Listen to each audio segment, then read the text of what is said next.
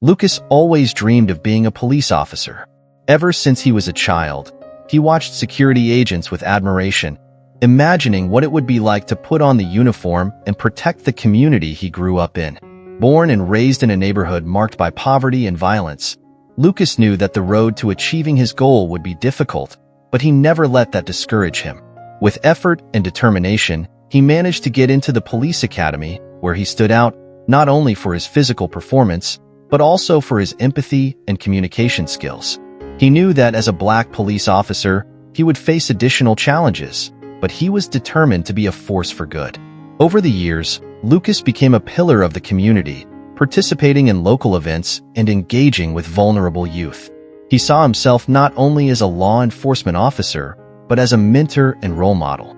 The city where Lucas worked was a vibrant melting pot of cultures, but also a place where racial tensions often flared.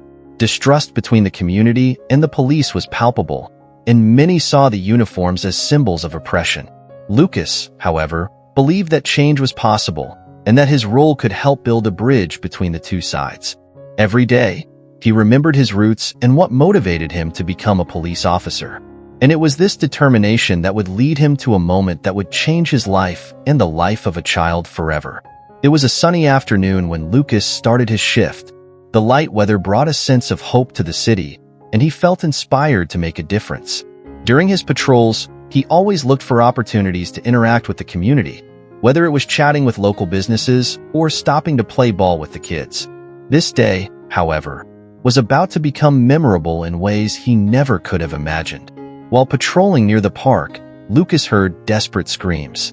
He turned quickly and saw a small crowd at the edge of the lake. Without thinking twice, he ran towards the commotion, his heart racing. When he arrived, he noticed that a 5-year-old girl had fallen into the water and was struggling, unable to get out. Panic took over the scene, and Lucas felt as if time had slowed down. Without hesitation, he dove into the lake. The icy water took over his body, but he ignored the sensation, focusing only on the child. He swam with all his strength, feeling the pressure of the current and the girl's desperation. When he finally reached her, Lucas wrapped his arms around her and, with immense effort, swam back to the shore. Applause began to echo as he emerged with the little girl, now safely in his arms. The crowd erupted in cheers of joy, relieved to see that the child was safe. Lucas placed the little girl on the ground and quickly called for help, ensuring that she received the assistance she needed. The smile of relief on the girl's mother's face brightened Lucas's day. He felt a wave of gratitude and accomplishment as he realized he had accomplished something significant. As he stood up, he was embraced in a group hug by the community, who now saw him as a hero. Little did he know, however, that this newfound fame would also bring unexpected challenges. In the days following the rescue, the town was in celebration. The story of Lucas's heroic act spread quickly, and he became a household name. The community organized a ceremony to honor him, and the mood was celebratory. As Lucas entered the auditorium, he was greeted with applause and shouts of admiration. He felt a mixture of humility and pride, although part of him still struggled to understand the weight of this new fame. During the ceremony, community leaders and fellow officers praised his courage. Lucas, with the Medal of Honor hanging from his chest, gave a brief but emotional speech. He thanked the community for their support and emphasized that true heroism lies in solidarity and working together. His words brought tears to the eyes of many present, especially the mother of the rescued girl, who hugged him in gratitude. Yet, as the city celebrated, a shadow hung over Lucas.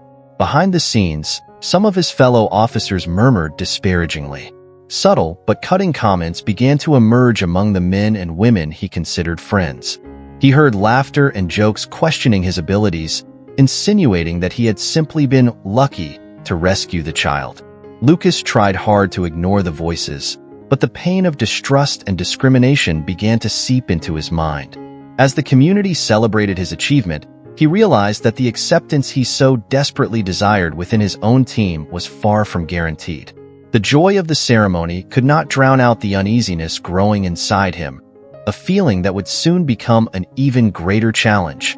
After the ceremony, Lucas returned to work expecting the recognition to bring a new dynamic to his team. What he found instead was an uncomfortable reality. Over the next few days, the insidious comments became more frequent.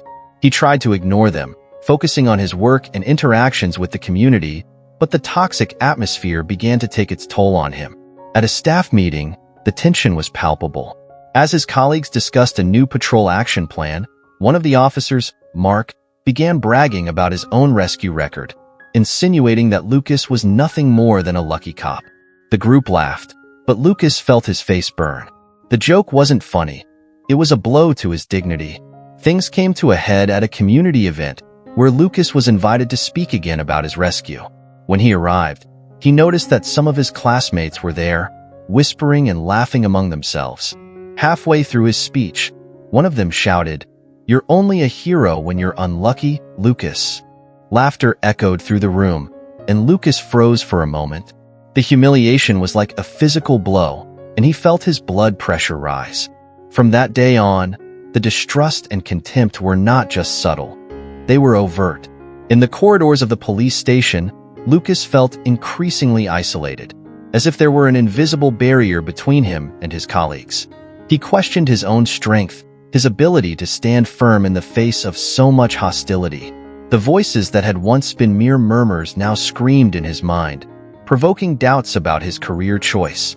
That night, when Lucas got home, he sat in the dark, reflecting on the pain he was feeling. He wondered if he could find a way to overcome not only the discrimination from his peers, but also the sense of helplessness that accompanied it. He knew he couldn't let it define him. The fight was just beginning, and he needed to find a way to turn his pain into strength. The humiliation and isolation Lucas felt were intense, but the night he sat in the dark also brought unexpected clarity. He realized he could not let himself be defeated. He knew his fight was not just against the discrimination he faced at the police station, but a broader battle for acceptance and respect in the community. It was time to act. The next day, Lucas decided to seek out a community group that promoted diversity and respect between the police and the public. He had always admired their work, but had never been actively involved. When he introduced himself, he shared his experience and how he felt about the hostility he was facing. The group welcomed his story with empathy, which motivated him even more. Lucas began attending meetings where they discussed strategies for bringing police and the community together. He realized that his experience could be a powerful tool. With the support of the group, he began planning a series of speaking engagements at schools and community centers where he could share his story and inspire others to join in the fight against prejudice. The idea of turning his pain into action gave Lucas a new purpose. He would not just be a victim. He would become an agent of change. With each step he took, he felt determination grow within him, and hope for a better future began to shine brightly again. The road ahead would not be easy, but Lucas knew that true change begins with the courage to confront injustice. With the support of the community group, Lucas began organizing his first speaking engagements. He was nervous, but also excited. He knew he needed to communicate his story in an authentic way that would touch not only the hearts, but also the minds of the people who would listen. Children, in particular, were his focus. He wanted them to understand that prejudice had no place in their lives. The first talk was held at a local school. Lucas arrived early, observing the curious faces of the students who had gathered in the auditorium. When he took the stage, he felt a wave of nervousness, but as he looked at the children, his determination grew stronger. He began to talk about his childhood, his dreams, and how he became a police officer. He shared his heroic experience of rescuing the girl from the lake, but he was also honest about the challenges he faced as a black police officer. As he spoke, he saw the students' attention grow. He touched on themes of respect, empathy, and the importance of fighting injustice, regardless of one's background. The reactions were moving. Some children raised their hands to ask how they could help. Lucas could sense that he had lit a fire within them, something that could spread throughout the community. After the talk, a group of young people approached him. "We want to do something," they said, their eyes shining with determination.